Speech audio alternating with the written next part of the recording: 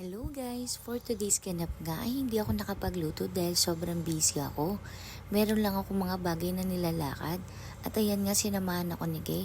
At sa sobrang pagod ko nga ay nakatulog ako sa sasakyan. Hi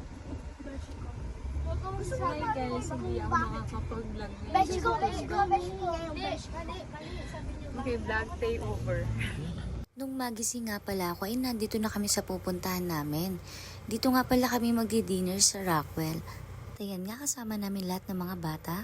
Sayang lang, nagkataon pares may duty si Boy at si Lai. At ayan nga, papasok na kami.